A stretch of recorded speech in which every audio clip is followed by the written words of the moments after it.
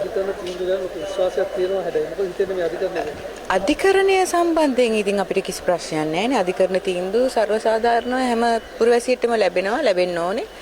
ඉතින් මම මගේ අද දවසේ නඩුවට ආවේ ඒක කල් ගියා.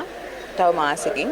ඉදාට ඉතින් තව ගොඩක් තියෙනවා නඩුවක් පවත්වනකොට දෙපැත්තේ කතා කරන්න ඕනේ, ආගියුමන්ට්ස් යන්න ඕනේ. ඔය වගේ දේවල් ඉතින් ඔක්කොම ඊට පස්සේ තමයි නඩු තීන්දුවක් දෙන්නේ.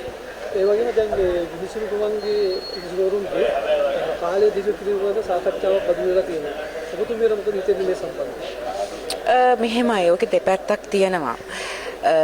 ගරු විනිසුරුතුමන්ලා පිළිබඳව මම විශේෂයෙන් මේ උසාවියක් ඉස්සරහා කොච්චරක් දුරට ඒක කියන එක සාධාරණද දන්නේ නැහැ. හැබැයි ගරු විනිසුරුතුමන්ලාට හොඳ තීන්දුව දීම සඳහා හොඳ ඒ කියන්නේ හොඳ ශරීර සෞඛ්‍යයකින් එතනින් එහාට හොඳ හැකියාවක් තිබිය යුතුයි.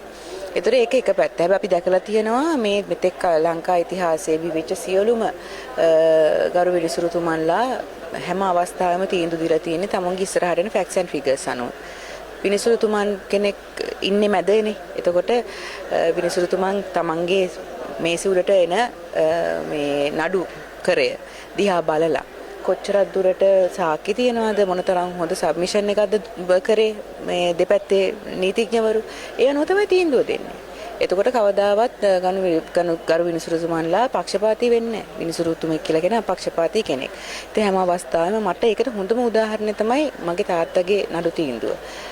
මගේ තාත්තගේ නඩු තීන්දුවට ඉඳගත්ත සියලුම විනිසුරුවරුන් ඒ කියන්නේ මහා අධිකරණයේ ඉඳන් ශ්‍රේෂ්ඨ අධිකරණය දක්වා ගරු ඒවකට හිටපු මේ ගරු අග්‍රවිනිශ්චයකාරතුමාගේ ඉඳන් හැම කෙනාම ඉතාමත් හොඳින් කේස් එක පරිශීලනය කරලා ඉතාමත් හොඳ නඩු තීන්දුව. දැන් මම හොඳ නඩු තීන්දුව කියලා කියන්නේ මට සාධාරණයක් ඉෂ්ට වෙච්ච නිසා කියලා කියන්න පුළුවන්. ඒ වෙලේ ඒක තමයි ඇත්ත. මං කියන්නේ නඩු තීන්දුවේ වෙච්ච සාධාරණයේ ඇත්තට මේ වෙලාවේ අපිට සිද්ධ වෙන්න ඕනේ. මොකද ඇත්ත කතාව තමයි නඩු තීන්දුවේ තියෙන්නේ.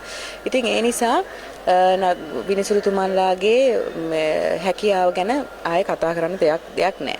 එතකොට දැන් මේ අවස්ථාවේ ලොකු මේ කතා බහක් වෙලා තියෙනවා විනිසුරුතුමන්ලාගේ කාලය දීර්ඝ කරන්න ඕනේද නැද්ද කියන එක.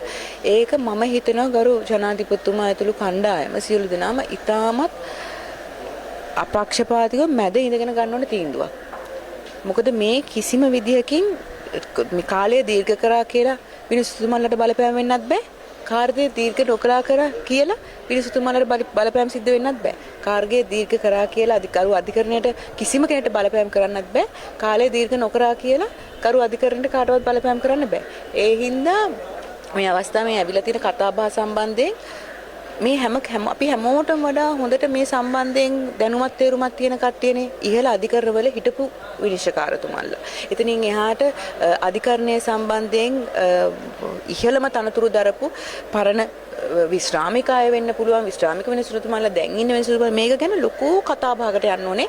තනි තීන්දුවක් ගන්න කලින් කියලා මං හිතන්නේ. මොකද මට කියන්න බෑනේ මොකද්ද හොඳ මොකද්ද නරක කියලා අපිත් තාම අර මේ අපි ලොකුවට මොකද්ද කියන්නේ තලත් ඈනි වෙලා එහෙම නැත්නම් අධිකරණයේ සම්බන්ධවත් දේශපාලනයේ සම්බන්ධවත් අපි විශාල මේ මහා සාගරයක් වගේ දැනුමක් තේරුමක් තාම තියෙන කට්ටියනේ අපි GL පීරිස් මහත්තයලා නෙවෙයිනේ හරියටම කියනවනේ. ඒතර මට කියන්න තියෙන්නේ මේක ගැන කාටද ඇත්තටම උපදෙස් දෙන්න පුළුවන්.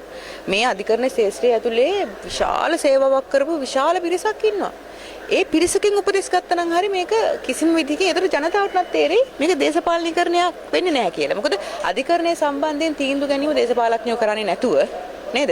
ඒකට ඉහළ මට්ටමේ ඉන්න අධිකරණයේ සම්බන්ධයෙන් හොඳම දැනුමක් තියෙන පොත්පත් ලියපු පවා අය ඉන්නවා. එහෙම හොඳ ජජස්ලා ඉන්නවා, හොඳ තීන්දුව දීපු අය ඉන්නවා, අග්‍රවිනිශ්චයකාරතුමන්ලා ඉන්නවා, විශ්‍රාමික හැමෝගෙම එක වට මේසයක සාකච්ඡාවකින් පස්සේ හරි තීන්දුවක් ගත්තොත් හොඳයි කියලා මට හිතෙනවා. හැබැයි ඔබගේ නායකතුමා නම්